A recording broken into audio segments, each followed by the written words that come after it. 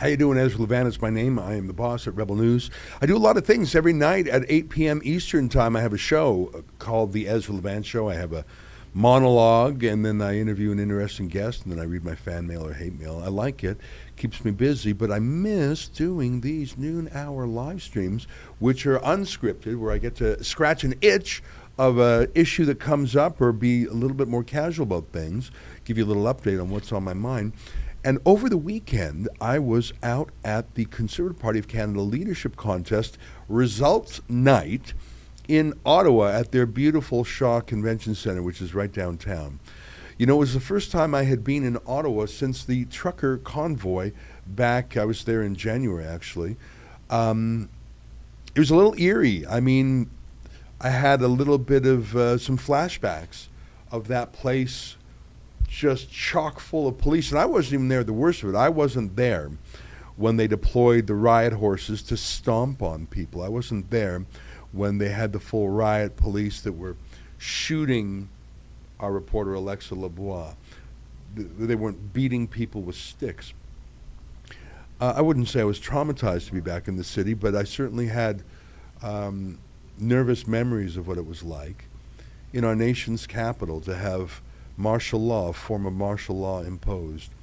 But there we were, and in fact, the very fact that the Conservative Party of Canada was having a leadership race was a domino that fell because of the truckers.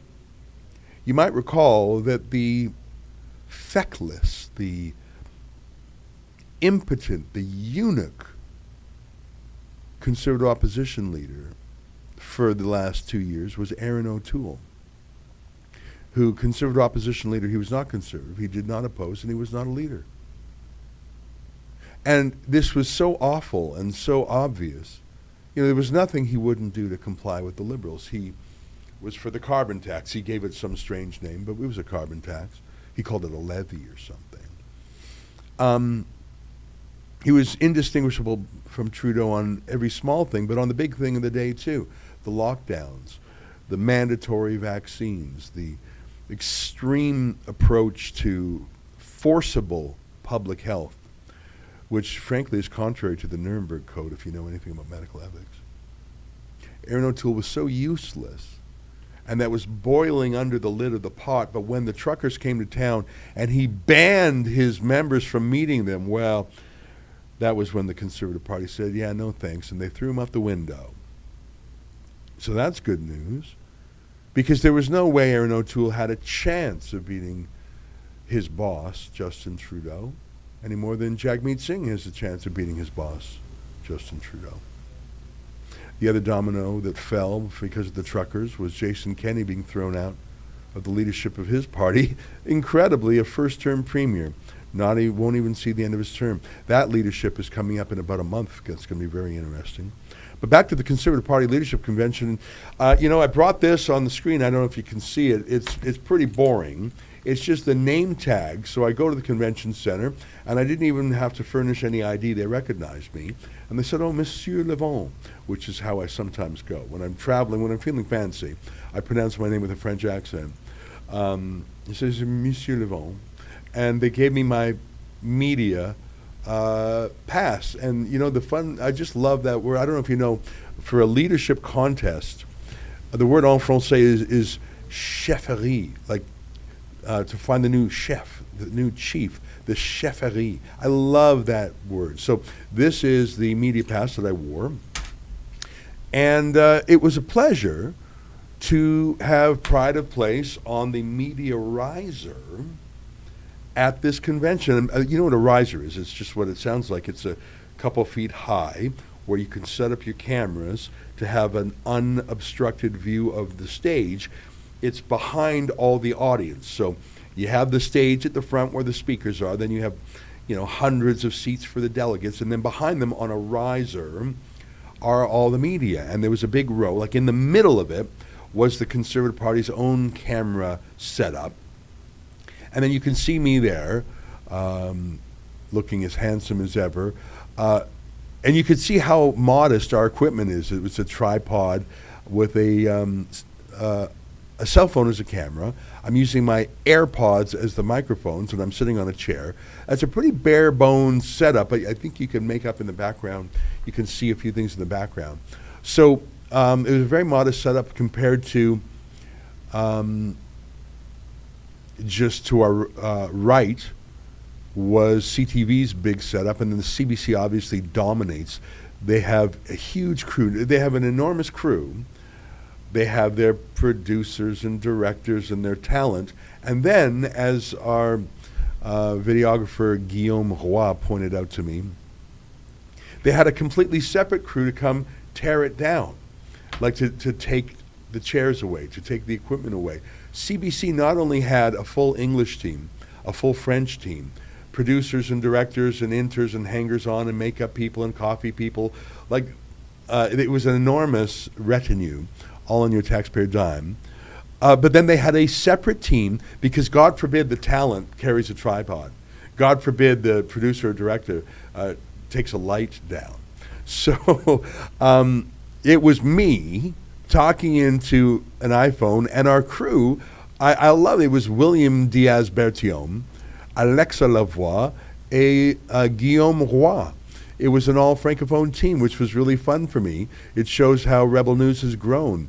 And I loved hearing them banter en français, which I think was their code, so I couldn't understand it. And I do understand a little bit of French, and I don't let them know that. So they can't use their codes to hide from me.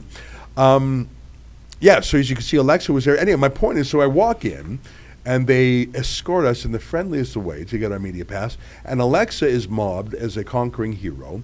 People were posing with selfies for me. Security guards were identifying themselves to me and saying hi and thanks. It was actually really wonderful. And it was confirmation to me that the grassroots of the Conservative Party and the grass tops, which is maybe what I would call the folks who would go to Ottawa for the event, they loved Rebel News. It was just that Liberal, Aaron O'Toole, and the previous Liberal, Andrew Scheer, who had a beef with Rebel News because they actually weren't true Conservatives, were they? I think Andrew Scheer actually was a true Conservative. It's just that he was also a coward, so he never lived up to his true beliefs. Aaron O'Toole, I don't think was, I think with him it was actually the reverse. I don't think he was a coward. I just think he was a liar when he said he was a Conservative. As soon as he got in, he tried to be a Liberal. So in the case of Andrew Scheer, you had a cowardly Conservative, like the lion in that movie. I just forgot the name of the movie. Wizard of Oz. Thank you very much. The cowardly lion. And in the case of Aaron O'Toole, you had a man who was not a coward, but he was a liar. Maybe like the Tin Man, he needed a heart. But those names are ancient history. They did get Alberta Prosperity Project, by the way, is the commercial sponsor of this segment. Happy to give them a shout out. Feel free to go to albertaprosperityproject.com. In fact, I co-hosted a debate that they chaired in Alberta a few weeks ago on the provincial leadership. So I really enjoyed spending some time with Alberta Prosperity Project. So give them a check out if you're interested. They're our sponsor today. But back to the Conservative thing. So it was wonderful to walk in and feel the love and to take our rightful place on the riser. Okay, now that I've given you that background, let me show you some of the interesting things we saw. The headline coming out of the event was that Pierre Poilievre won on the first ballot. If I understand the system correctly, they had a ranked ballot. You would put like your first choice, this candidate, second this, and if no one had an outright majority on the first round, then they would find the last place candidate, take all of their ballots of the people who marked them first, and then reapportion them to who did you put second, and then if that wasn't enough, keep going. And by the way, a few years ago, it took, I think, 13 rounds for Andrew Scheer to beat Maxime Bernier. It was that close. It was not close on the weekend in Ottawa. In the first ballot, Pierre Poilievre got 68% of the points. I say points because each district was given 100 points proportionately. So some districts that had 500 members, other districts had 3,000 members. They both would be worth 100 points. So there was a bit of strategery going on there. Jean Chrétien, I remember he put out a press release a few months ago saying he had the path to victory because although Poilievre may have had more votes, Jean Charest had the points, implying that he was very strong in Quebec and the Atlantic, the smaller population places. He did not. In fact, Poilievre won every district in Quebec other than, I think, 6. In fact, I think he won every district in the country other than, I think, 9 or 8. It doesn't matter. It was so overwhelming. And the sheer size of that first round win, I think, was important when combined with Poilievre's generous words of support or friendship to Jean Charest in his victory speech. What I'm saying is Poilievre absolutely won everything that could be won, including in Quebec. So Jean Charest had no case he could point to say, oh, the party is divided, my way actually should have won, could have won. Look, I can win in Quebec where Poilievre can't. Look, I can win in Toronto where Poilievre can't. No. In fact, Poilievre won even in the places that Charest thought he would.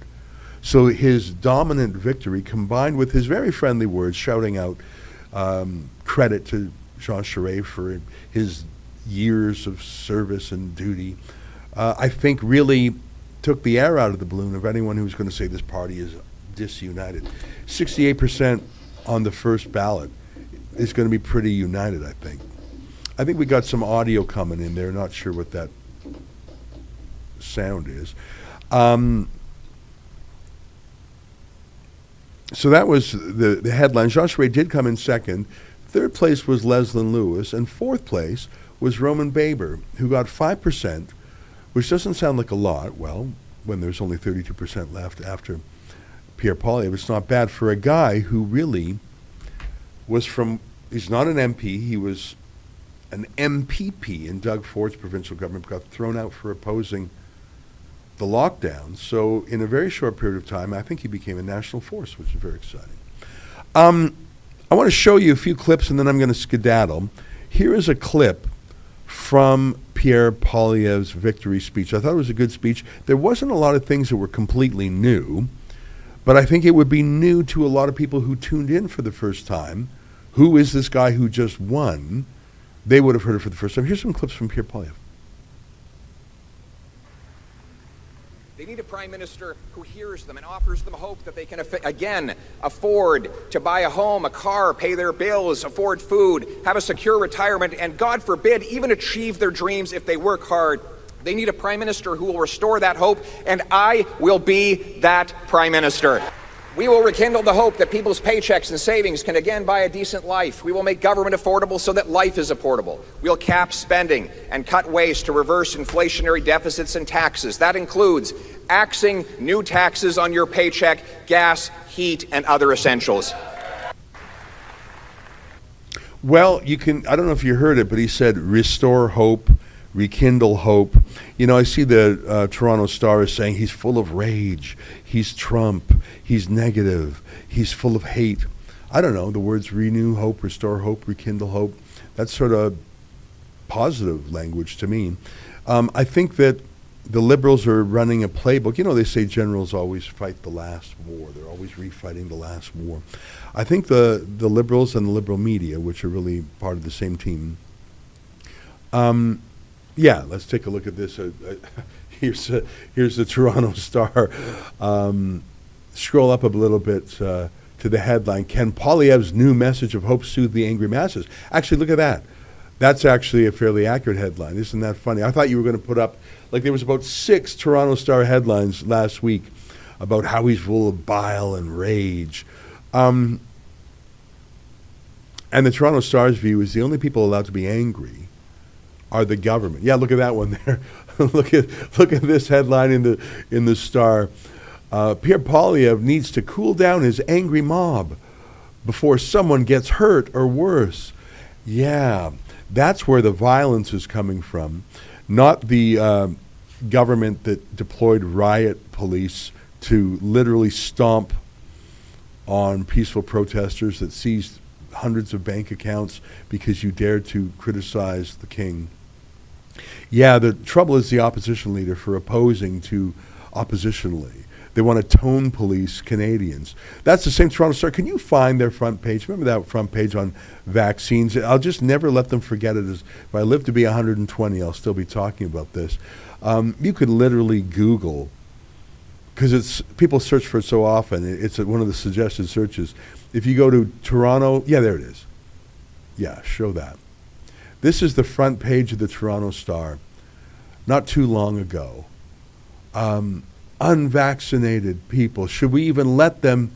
They don't deserve to be in the ICU. Should we tolerate them? Is it okay to hate like half their front page above the fold, as they say, was dehumanizing. Literally, you put the word Jew in there instead of unvaccinated. That could have been Der Stürmer, a Nazi publication. Unbelievable, pure hatred. Not scientific, not rational, not argued, just pure emotional hatred in Canada's largest newspaper by circulation, Canada's most bailed out newspaper, dollar for dollar. And these are the folks telling Poilievre, you're not allowed to object with any anger. The only anger that's allowed in this country is Trudeau to be angry at you. So yeah, Poilievre did have some positive talk. Now, I don't want to stick around too much longer. We got to let others come on. But I want to show you who I thought was the star of the night. I had heard Pierre Poilievre a lot, and like I say, he didn't say anything new. He just said it to people for the first time as the leader, many of whom had not been tuning in before. But let me show you what I thought was the highlight of the night, which was Poilievre's wife. I think I'm pronouncing it right, Anaida Poilievre, Anaida. She's from Venezuela. Her family's from Venezuela. She speaks. He was deployed. She is going to be a campaign asset. She's going to be the outreach officer of the campaign to immigrant communities. She speaks French. She speaks Spanish. Play a clip of Anaida Poilievre. My father, he went from wearing business suits and managing a bank to jumping on the back of a pickup truck to collect fruits and vegetables because that's what he had to do to feed his family. Taught us hard work and that there is no greater dignity than to provide for your own family.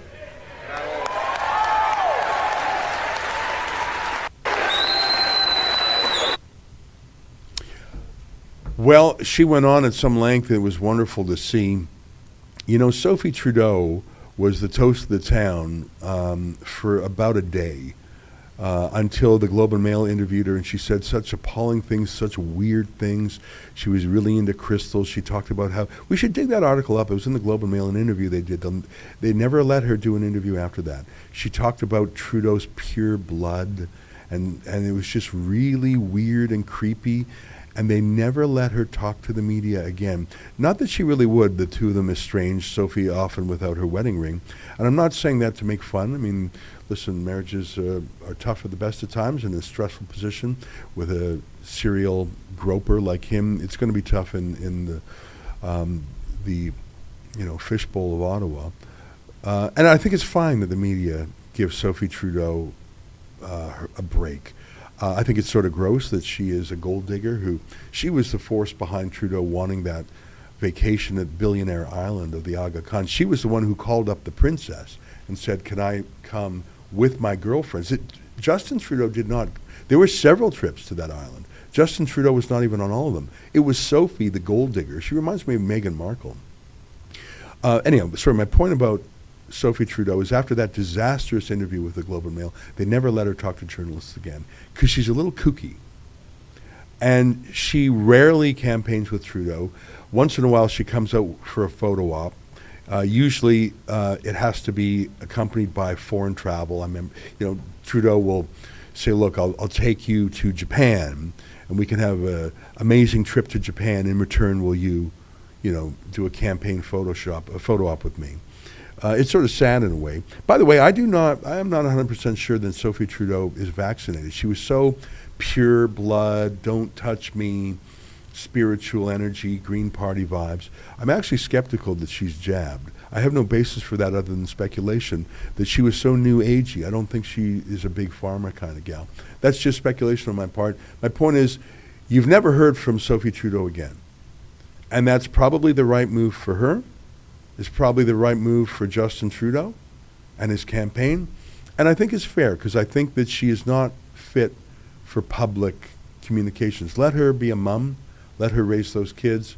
And I don't want her to be a gold digger getting the country in trouble by, schnoring, grifting free trips to Billionaire Island, pretending she's a Kardashian. She's really gross that way, but leave her alone. Leave her alone. Anaida Poilievre is the secret weapon that Sophie Trudeau never was or could be. And I think she's going to be amazing on the campaign trail. And I think Pierre Poilievre with Anaida Poilievre is going to be a dramatic rebuttal to Mr. Blackface Von Gropey Hands, Justin Trudeau. I think it's going to be very powerful. I think Trudeau's going to be fighting the last election, thinking he's up against those losers, Aaron O'Toole or Andrew Scheer, or even against Stephen Harper. They're going to play the same message track. Oh, he's racist. Oh, he's anti-immigrant. Really, his wife's an immigrant. Oh, he's anti-minority. Really, his wife's a minority. Oh, he's so hateful. Really, he's talking about rekindling hope, and he's talking about inflation and the price of housing while you're talking about what a feminist you are, Mr. Groper. So I think it's going to be very interesting. I enjoyed my weekend. I enjoyed going to the Conservative Party convention. And with that, I'm going to bid you adieu, and I'm going to turn you over to my colleague, Sheila Gunn Reid, our chief reporter holding the fort in our western outpost. Over to you, Sheila. We're going to go to an ad first. We're going to have a quick ad, quick change, ad, and then we'll go to Sheila. See you later, everybody. We're here for all Alberta Canadians. We're here fighting for the freedoms of not us, but our kids, our grandkids, the future of this province, this country. We are prepared to put everything on the line. The small fringe minority of people who are on their way to Ottawa or who are holding unacceptable views. I've also received reports in the last hour of people allied with the protesters assaulting RCMP officers. No, that was an assault between the two civilians, between a protester and a civilian. So Jason Kenney's statement was not true at the press release. I can tell you what I just told you, sir. They have just blocked the border here in Coutts, Alberta to Sweetgrass, Montana.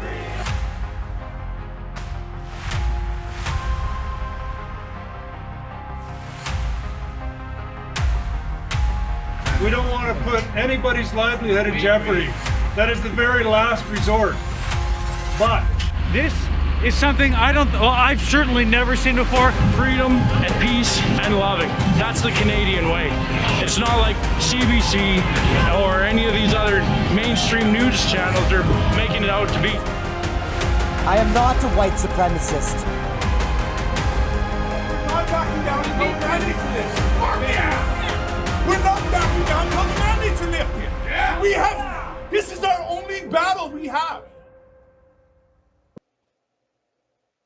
Well, good morning, good afternoon, everybody, depending on what part of the country you're in. I'm, as Ezra introduced, I'm Sheila Gunn Reid. I'm the chief reporter here at Rebel News, and I'm joined today by my Calgary-based colleague, Sid Fizzard, who is prominently featured in the Coutts documentary, by the way. Sid, how's it going? Oh, it's doing pretty good. There's been a bit of a lively weekend, especially with the Conservatives, and I'm looking forward to talking about that from an Albertan perspective. Yeah, and that's a great point for us to remind our viewers of that. Monday is sort of the Alberta-centric show. So if you're from the rest of the country, you're gonna get a good, healthy dose of disgruntled Albertans, sort of fed up with Confederation and our treatment within the country. But you know, it is what it is. You can't fix a problem unless you talk about the problem. And it's a good chance for me to remind everybody that today's show is sponsored by our friends at the Alberta Prosperity Project. They're a not-for-profit, non-partisan educational society uniting all Albertans and businesses and organizations to protect their interests, freedoms, rights, prosperity, and self-determination. And to learn more about the Alberta Prosperity Project, with whom we are proud to sponsor or partner on several projects, you can go to albertaprosperityproject.com. Now that that's out of the way, I'm not sure if Ezra reminded everybody, if you want to interact with us here at Rebel News, there's a couple of great ways to do it. You can watch us on YouTube, but we're completely demonetized on YouTube. And YouTube it's a censorship platform, to be honest with you. So if you want to interact with us and support the work that we do out of the goodness of your heart and out of your free choice, unlike what Justin Trudeau forces you to do with the mainstream media and support them against your will. I just saw a news article this morning that says they actually got an additional over $500 million in COVID funding, the mainstream media. So no wonder they want that COVID scare to keep on going and going and going. That's the gravy train with biscuit wheels pulling into town for them. But if you want to support the work that we do, you can do that on Rumble and on Odyssey. Rumble, you can leave us a paid chat called a Rumble Rant. We'll do our best to read it on air. And on Odyssey, it's called a Hyper Chat. Couple different ways you can send us one of those. Odyssey has their own library cryptocurrency. I don't entirely understand cryptocurrency, but I'm happy to take it. And regular old fiat currency, they'll let you do both on Odyssey. And again, if you want to interact with us, support the work that we do, or ask us a question, suggest a story idea, that's your way to do it. And it's our way of democratizing the show for you. Sid, before we get too far into the show, there's one thing that I saw on Friday in a press conference from Jason Kenney, because I watch these press conferences because I'm paid to watch them. But it was about the Alberta government finally, 3 years after the announcement of the plastics ban, from the federal government actually challenging the plastics ban. And I'm like, we're like 900 days since the thing was announced and it's already been implemented. Thank you for coming along and offering to challenge it 1,000 days later. But, something's better than nothing, I guess. And in that press conference, though, I was like, who is this Jason Kenney and why is he making me like him right now? Because he actually said something that was quite good. It was quite a good quip. This journalist, Emma Graney, I neither like her nor dislike her, but you can sort of tell where she comes from when she's trying to hammer Jason Kenney on, do you think plastic is toxic? Because as it sits right now, the Liberals have labeled plastic as a Schedule 1 toxin with lead, mercury, asbestos, and all sorts of other terrible things that will actually kill you, that are actually toxic. You probably shouldn't hold in your bare hands. But plastic is not. It's inert. I think we have to figure out better ways to deal with plastic waste, but I don't think plastic waste is actually a bad thing. I actually have my own views on what we should actually do with it, because it's a stored fossil fuel. But anyways, enough about me. This journalist asked Jason Kenney, and she really wants him to, she thinks she's got him if he says plastic is definitely not toxic. But anyways, let's show this clip and then we'll talk about it. They're saying that there's no evidence that plastic is actually toxic or that the federal government hasn't proven so. So does the Alberta government then share that view that plastics are not actually toxic? Well, this time, that may be a question that's best directed to our client, which is going to be Alberta Environment and Parks. So they're the instructing client who will be providing us. We're at JSG going to be obviously providing the work for us to be able to intervene and defending the provincial jurisdiction. But that may be a question that's best answered by the folks in Alberta Environment and Parks. But there's no one here from there. So I'm just, can you clarify, do you believe that plastics are toxic or not? Because that's the heart of that case, right? Sorry, Mr. Premier. No, because they're not. You're holding a plastic phone there. I don't think I don't think you believe that it has the toxicity of arsenic, which is the same category under which this has been listed. Who's that guy? Who's that guy? Where was he the last 3 years? I'm like, that's exactly right. That's the best answer. You're holding a plastic phone. Your lanyard's plastic. Why? Like, it's just the dumbest thing to think that plastics are toxic.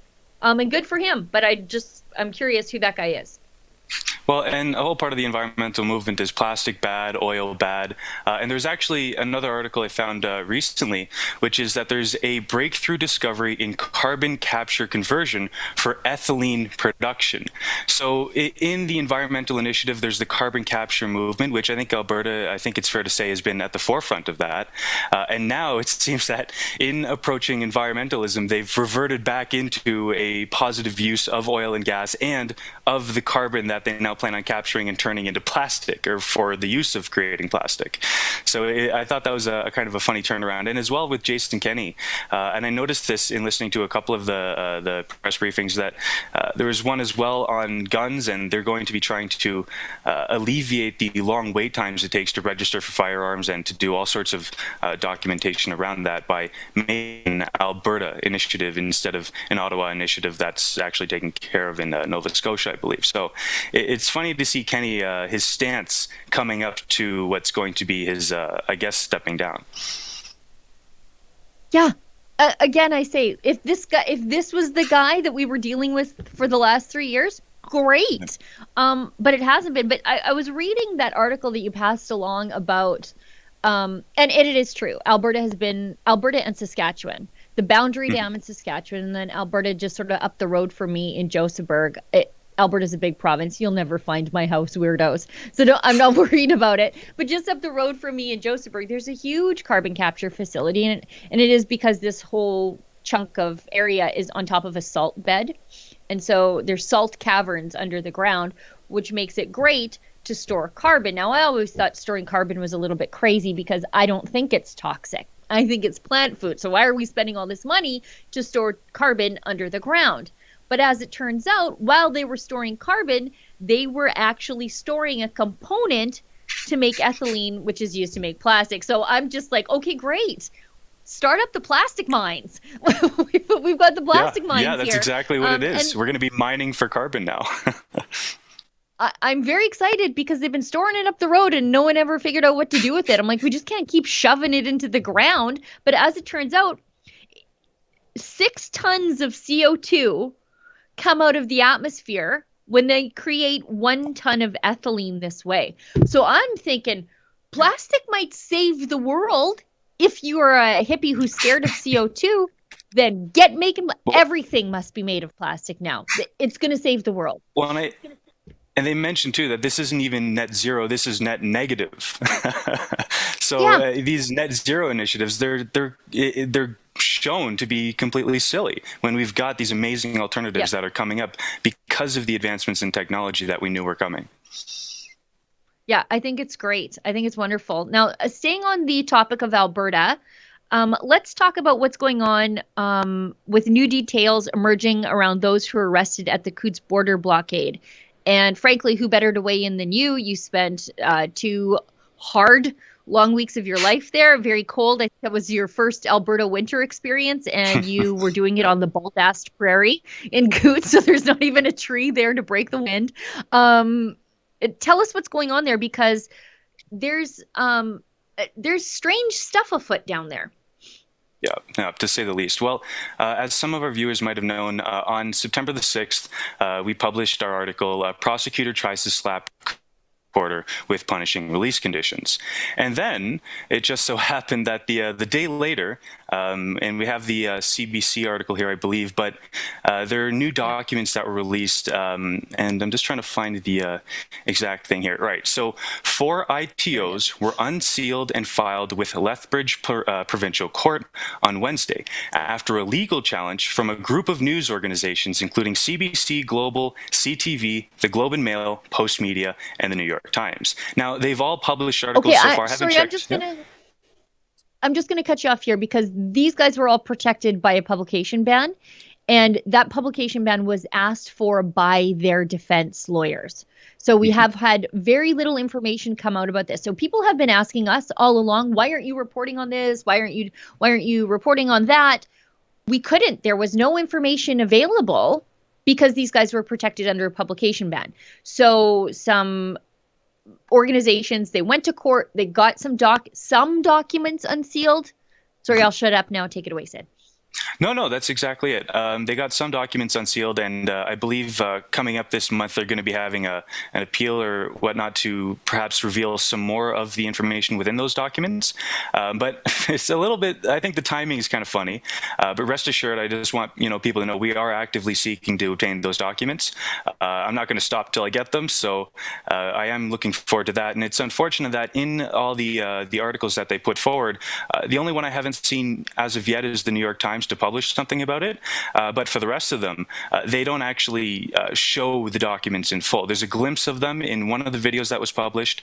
For the most part, it's all just them quoting, not actually showing the source material. So we certainly look forward to finding that information. And that's a lot different than what we do here at Rebel News. So when we have original source documents, if we get access to documents, if we are making court filings, if we're making appeals, we publish those documents. Access to information, we publish the documents. We'll do a video, we'll read through them, we'll quote them in the article accompanying the video. But it is important that the public can fact check us and see the context of the whole scope of documents, because you can cherry pick one line and you can have that mean whatever you want in the context by which you're stretching it to fit. And that's why we publish the documents in full. And it's really easy. We are not technical wizards here over at Rebel News. Well, some of us are. But, it is not a complicated process to embed a document on your website. And people really should wonder why the other news organizations are not doing that, why they don't publish documents in full so that the viewer can read them. Well, and I just shared one of the articles to our team. Hopefully they can pull it up. It's a CTV article on the same topic. And I noticed at the very end, it seems like they were quick to want to report on this story because at the bottom, they had to issue a correction saying that this article was modified to comply with a court-ordered publication ban.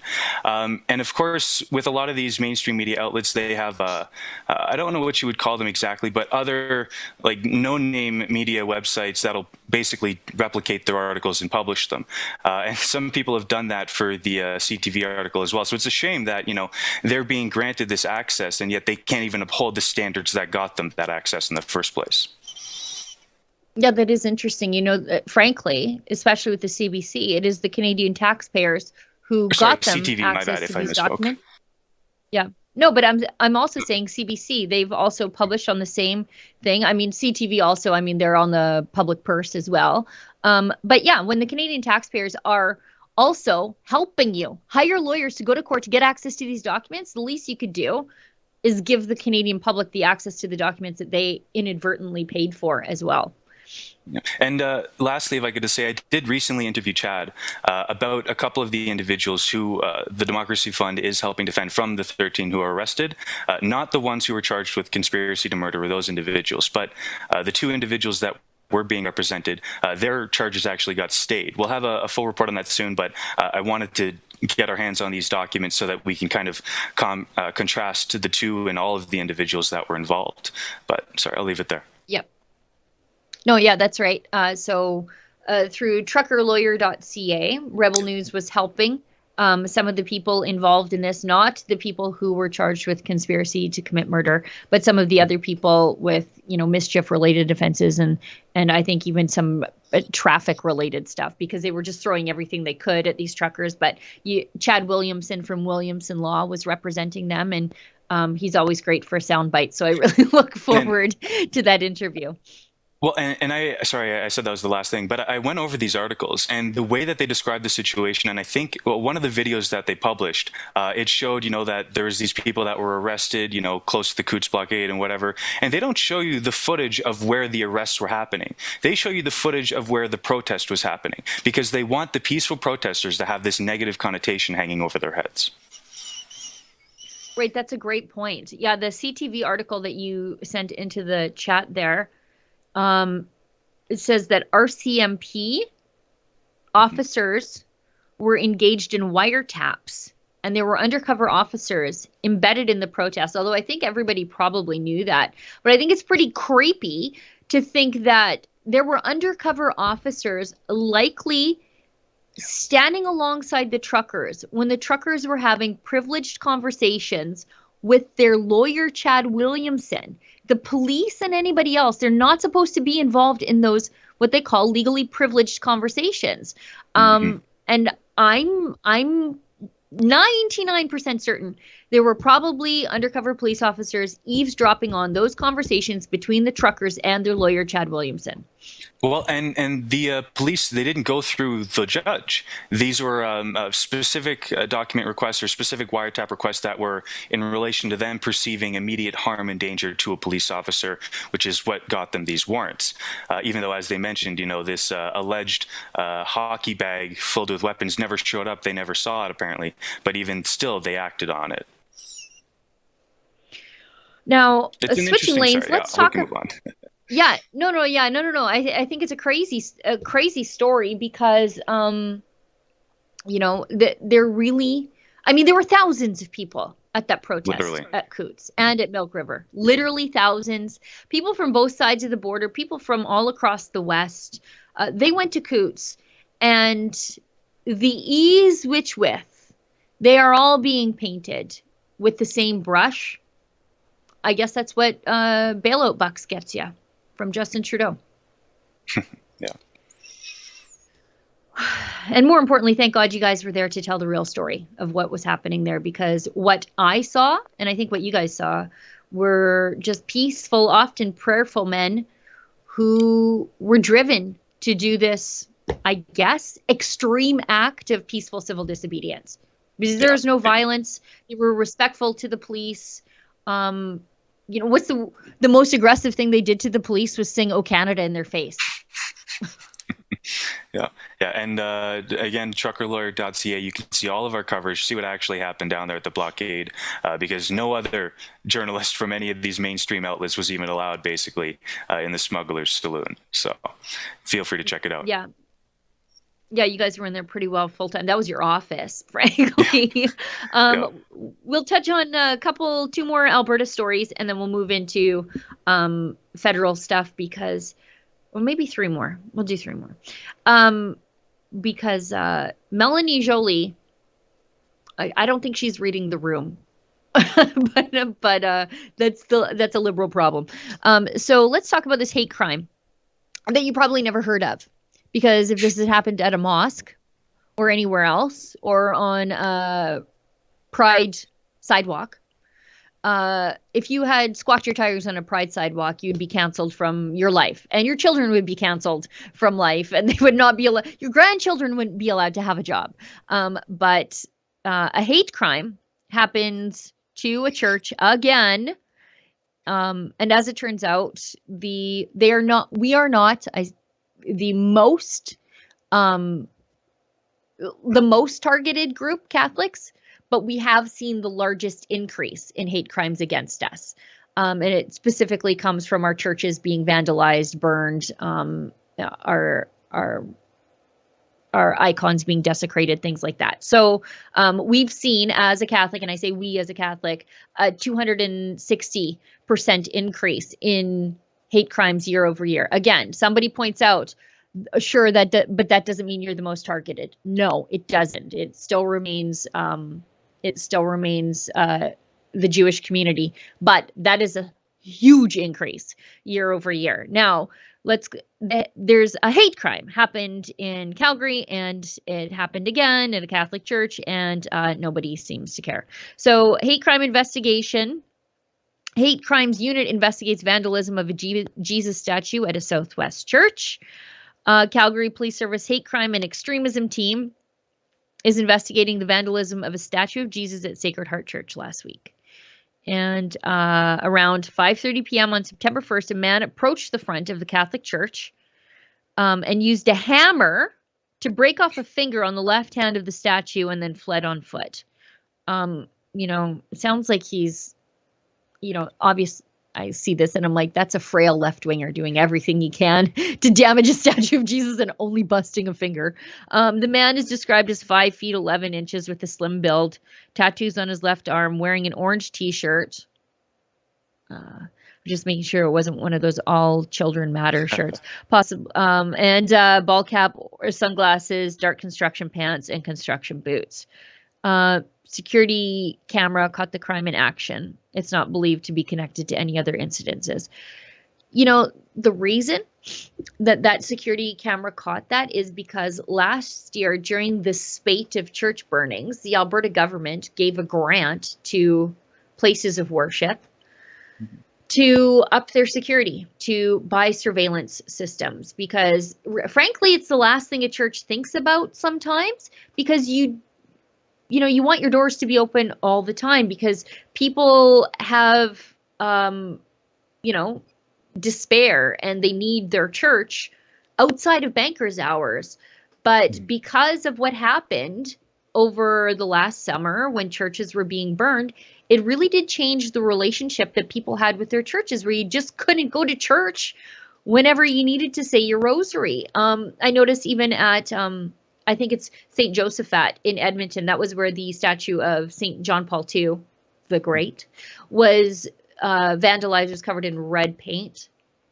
It used to be a church where you could go up, you could sit under that statue, you could pray for intercession, whatever, you go into the church.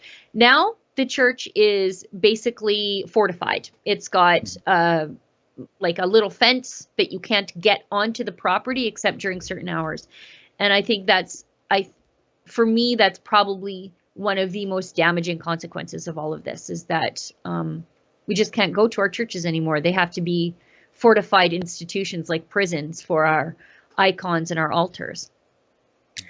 Well, and you got to think, when we had, what was it, the Summer of Rage, I guess it was called, dozens upon dozens of churches vandalized, burned, I think even Archer Pulowski's church, someone had left fecal matter on the property, and, a wide range of debris. And it's very, it's sad to say the least, because, the perceived, or the perception that a lot of these people have that would go against the church in this capacity, a lot of it stems from a lot of the quickly asserted stories in relation to the burial grounds in BC and in Manitoba. So it's kind of unfortunate that there was that amount of hate that developed from what inevitably was found out to be not exactly the truth. Now, granted, nobody's here to say that what happened to the Indigenous community in past, or that the residential schools were, perfect, sent from high above to teach us all, plebs what the right thing is to do. But this reaction now, it's like, this is something we already knew about, and we're building on what is known to create this fantasy that'll upset people. Yeah, and it doesn't help when your prime minister says that he understands why it's happening. No, I don't understand the compulsion to burn down a place of worship. I can't get myself there. And for a bunch of largely atheistic people on the left who say that, religion is superstitious and, you're just praying to a sky fairy. It sure seems superstitious and religious to believe in generational curses, that the Catholics of today have to pay for the sins of Catholics of the past. I don't believe in that, but they sure do. Yeah, it's an interesting situation. And then even if I wasn't to take it to a place of the worship of God, still just going to the church itself and, going and sitting and thinking, or for somebody who wants to or needs to have a meal, these aren't just places where a select group of hard ideologues go to pray. This is a place of openness, a place where people receive the help that they need more often than not. Yeah, especially I go back to St. Josephat, because I would stop there every time I was going downtown to the legislature or whatever. And that's in not a great neighborhood. And so for the church to be forced to be fortified, unfortunately, that means that people who need access to the services that the church provides, the clothing bank, the food, the connecting you with Catholic social services, connecting you with drug treatment, or just saying, you know what, you have fallen on hard times, but you're still a valuable individual. And maybe today's the day that you start making a better tomorrow. There's a lot of people who are going without because of the actions of these vandals. And I think, again, I say that's probably the worst part of all of this, is that the church is no longer that welcoming place in the community, because it can't be. Because if they want the church to stand tomorrow, it has to take its security safely and seriously. Okay, with that, let's move on to the next church-related story. Again, Alberta, it's really had a war on religious freedom. And that's another thing, too. When churches have been painted as uncaring COVID scofflaws who don't care about the community and want to kill their grandmothers, and then Justin Trudeau says, I can totally understand why these churches are getting burned down. Maybe don't do it, but I can totally understand. It creates an anti-Christian atmosphere where the churches are actually the bad guys in the community instead of a place of hope and comfort. And that's been the case for Church in the Vine in Edmonton. I don't think we need to show a clip of this, but they right down to the wire, they were given an $80,000 fine. What did they do? This. Get out of here. Skedaddle. When the health inspector came to the church during church services, after it had already invaded the church several times, including, it was like a task force of city cops, bylaw officers, and health inspectors. They were like this church task force.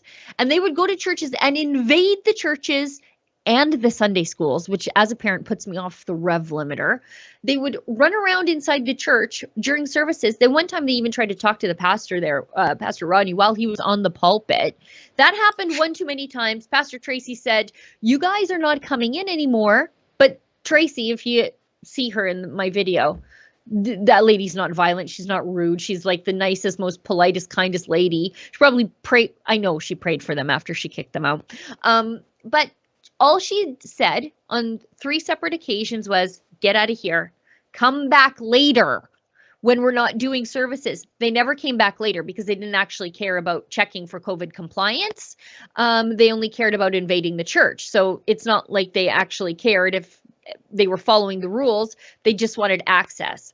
And so they were given an $80,000 fine, which is way out of whack.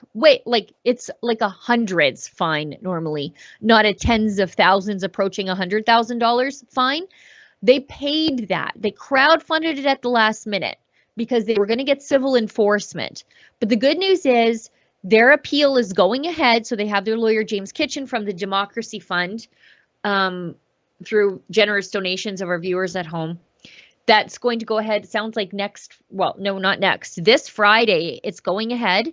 And hopefully they'll be able to get that $80,000 back, because if those fines are stayed, which is ideally what he hopes for, they'll get that $80,000 back and the church can actually do something good with it, because there's no victim here. The government is not the victim. The only victims here are the good congregants of Church in the Vine who had their church invaded by the government several times. Yeah, it's a shame. And I've actually met them, and they are very nice people. And, same thing with this $80,000 fine. How many pastors have been charged across Canada, right? And a notable figure in this is Pastor Artur Pawlowski. Well, how many people could you feed on the streets with $80,000? And what, at the end of the day, what's the government going to do with it? They're going to hire another bureaucrat. So, I think it's pretty cut and dry where that money should be going and what should happen with these tickets. But of course, it has to go through the courts, and we'll see what happens, I suppose. Yeah, I think in this specific instance, there's I think it's $16,000 of this is a victim's surcharge. Like, who the heck is the victim here? Jason Kenney? No, there's no victim here. Nobody was even sick. They testified. Health inspectors testified there's not actually a case or an outbreak ever been attributed to this church. Their only crime was telling the health inspector to come back later, and the health inspector never did. So obviously public health wasn't top of mind. It was just bringing this church under the thumb of the government. Well, and funny enough, speaking of AHS, Jason Kenney's had some words on them recently as well. Notably, it seems like he's... Yeah, let's throw the clip.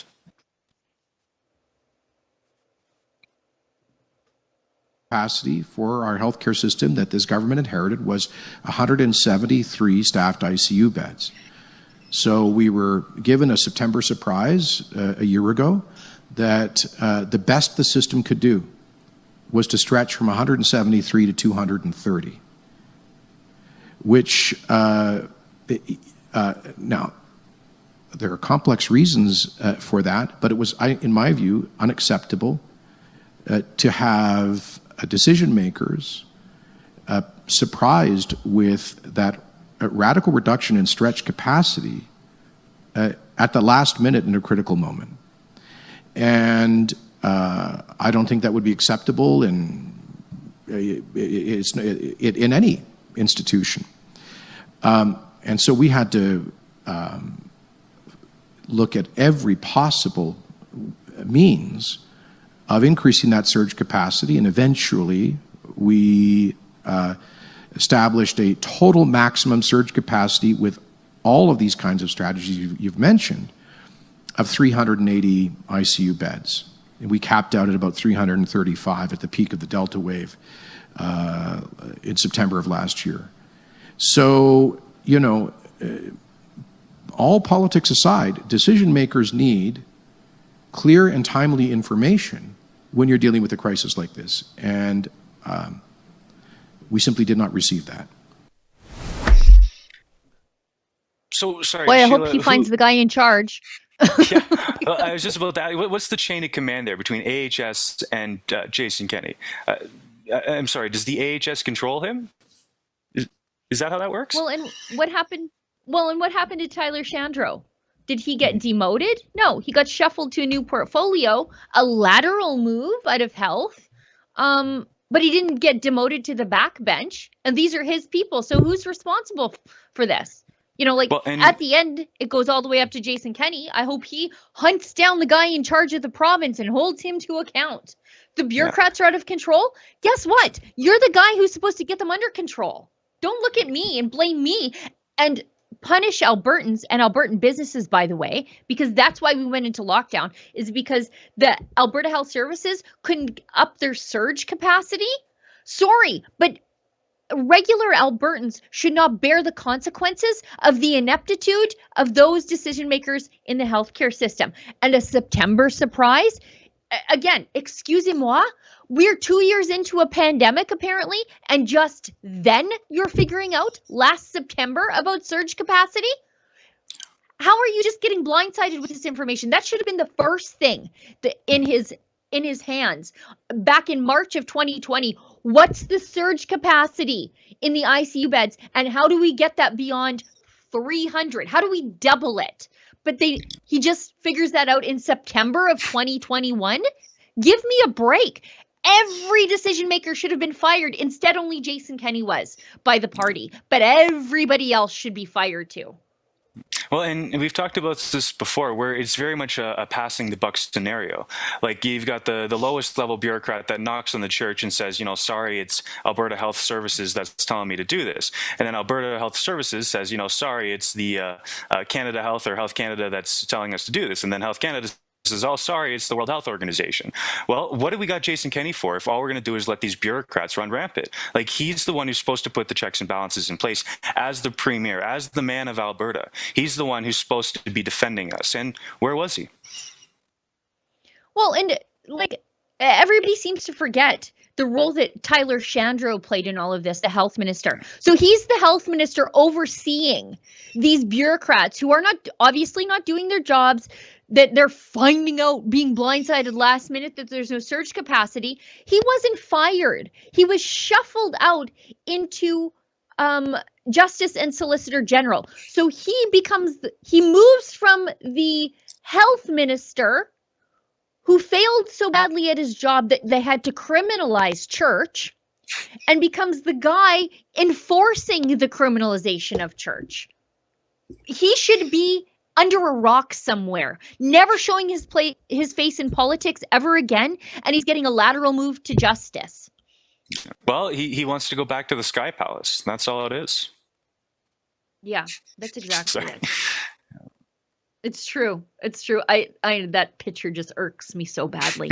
Okay, let's move away from Alberta. Do we want to show an ad before we go to Melanie Joly failing to read the room and like completely forgetting her history, the entire history of the Liberal Party the last 7 years. But do we have an ad before we move into that? Let's do one. My mug? I know.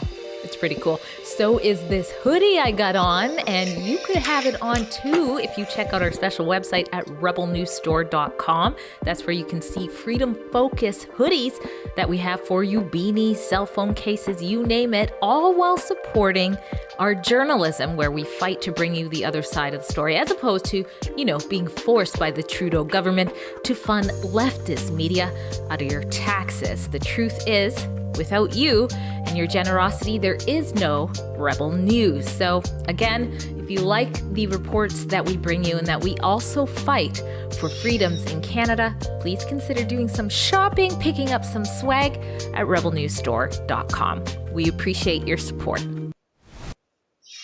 Yeah, you got to make sure to get that merchandise. I wear the hat way too often, practically all the time. I sleep with it as well. It's very comfortable, even in the shower.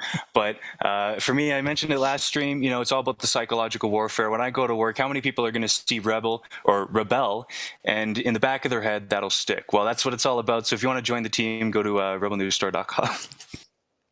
Yeah, and it's a secret bat signal to all the other people out in the wild, that if they see you wearing Rebel merch, they sort of wink because they know. They know, because it doesn't say like Rebel News or anything like that. It's subtle, and people who know, exactly. They know. Exactly. Let's go before the show wraps up. The Liberals are obviously scared of Pierre Poilievre, which warms the cockles of my heart.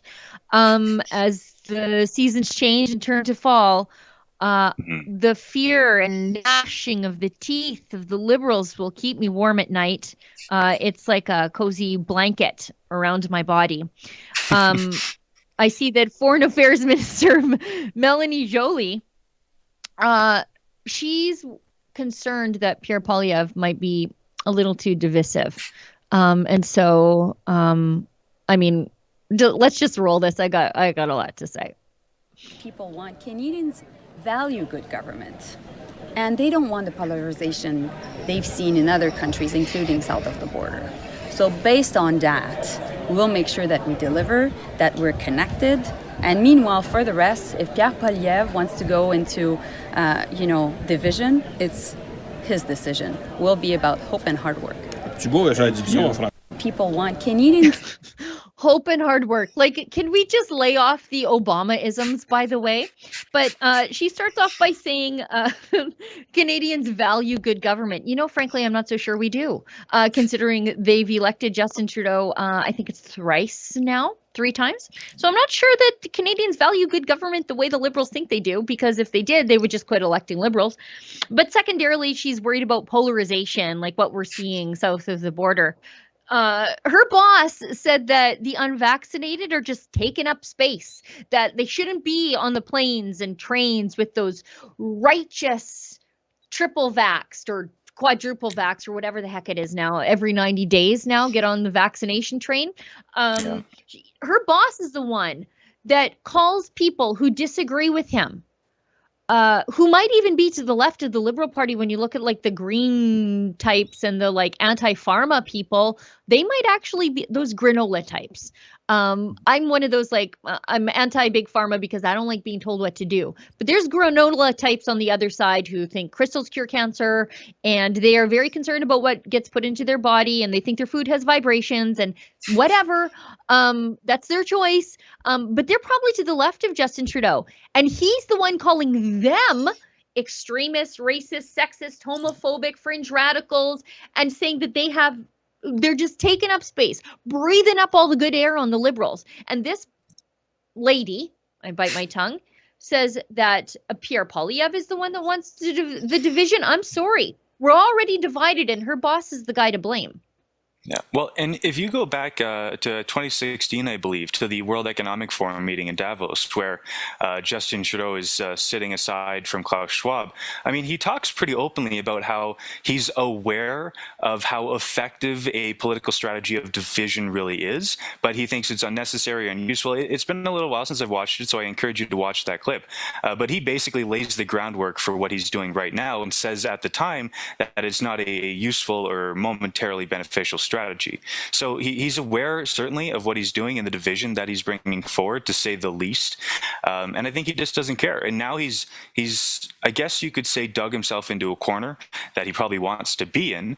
And there's no taking him out of it. He's going to ride this train as long as it takes. And that's why, wherever you stand on the next election, I think it's fair to say that Trudeau is not going to be the victor, because he's got all this baggage and he's refusing to not even cooperate, but even to have the conversation with those that he would consider to have unacceptable views. Yeah, he doesn't even want to talk to them. You look how he treated the truckers. He treated them like terrorists. He'll sit down COVID. And have an action. He got COVID again. Oopsie doodle. And yeah, he wouldn't even walk out there and talk to them. But then he invokes a literal terrorism law to seize their bank accounts. He criminalized having a different opinion than himself. That's what he did. And he used all the levers of the government to do it. And then we've got his MPs trotting out saying, you know, we got to be careful about division.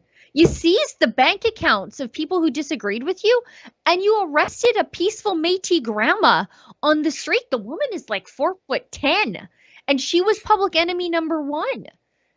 And this lady is concerned about political division. But you know what? As long as Justin Trudeau funds the media, he's going to get away with it. Because you look, he's Canada's feminist government and everybody else is a sect. And I'm like, I'm pretty sure. I haven't heard rumors. I haven't even heard rumors of Pierre Poilievre groping a journalist. But Justin Trudeau gropes a journalist and then flexes his power over her, saying, well, if I had known you were a journalist, I never would have groped you, sort of was what he said. So if she were a more helpless woman, I guess you only grope the helpless and not women with the ability to speak truth to power. Oh, I get it. He's, you know, everybody else is a racist, but I'm pretty sure, again, Pierre Poilievre, I don't think he's done blackface, again, at least 3 times, but so many times that Justin Trudeau forgot about it. Who's the fringe radical here? You know, I would say running around with women and wearing blackface, that's kind of a fringe way to live your life. Call me crazy. No, Trudeau has so much baggage at this point that I honestly, I don't think that he could win another election. Now, he seems to be going ahead and he's maybe going to attempt to fight tooth and nail for it.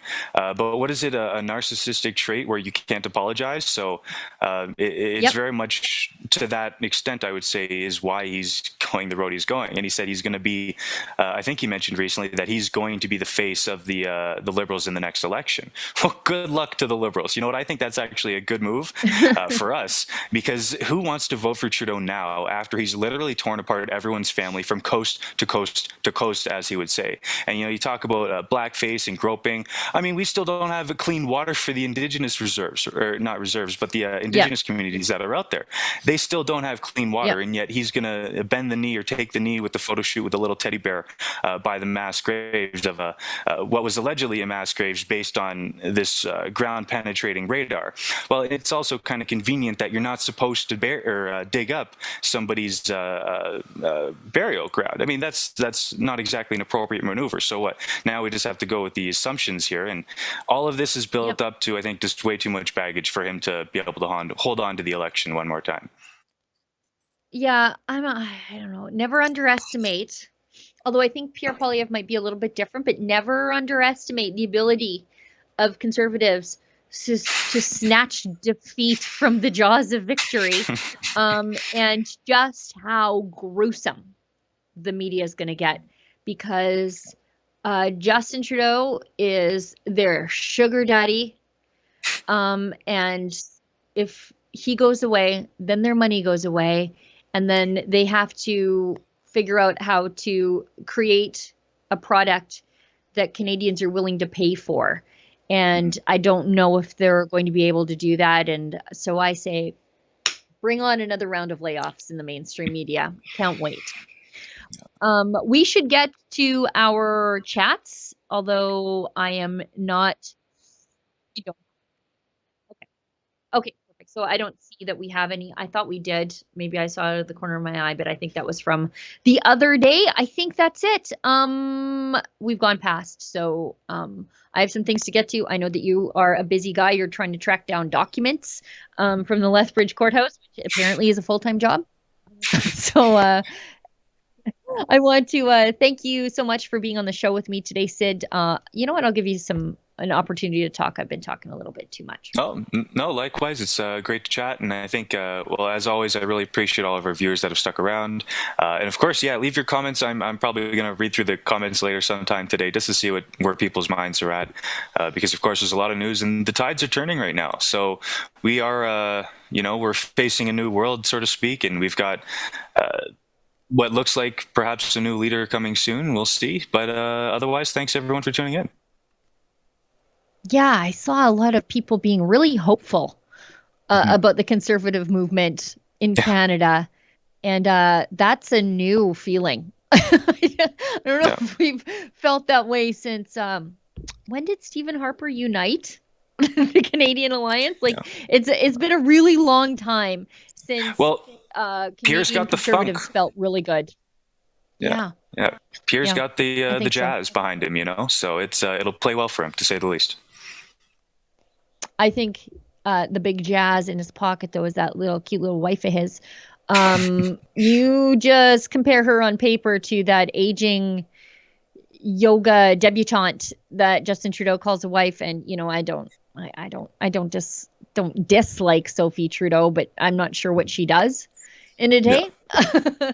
And maybe it's for the best that she doesn't say much or do much, just stay out of the way, and I don't know, order gourmet groceries all day long. I think that's mostly what she does. But on the campaign trail, speaking to new Canadians, boy, oh boy, Anaida Poilievre is going to be just a nuclear bomb in the middle of the Liberal campaign. And I look forward to that because good luck attacking her. Good luck. Good luck. It's going to look real ugly on them. So that's it. That's the show today. Thanks so much for tuning in, everybody. Thanks, Sid, for being such a great co-host. Thanks to everybody in the office and who works behind the scenes across the country to put the show together to make sure that all the links are there for you to click so that you can find us. Thanks to everybody who normally pitches in on the show to keep the lights on. And I think, as David Menzies always says, stay sane. Arrows have what's called a spine. They have a dynamic spine and a static spine, and that's how stiff they are. So with a dynamic spine, it's how much they flex when you shoot the bow. That's the important one. The static spine is just how much they bend when they're just there. Because if you have too soft of an arrow, which it flexes too much, it can blow up in the bow. The broadheads essentially are a razor blade on the front of your arrow. They're a point with razor blades attached. This is what you need to use. You need to have minimum 7/8 of an inch broadhead in order to hunt with, because you want to hunt and be ethical about it. You don't want that animal to suffer. And hunting is about the most ethical and humane way to get your meat.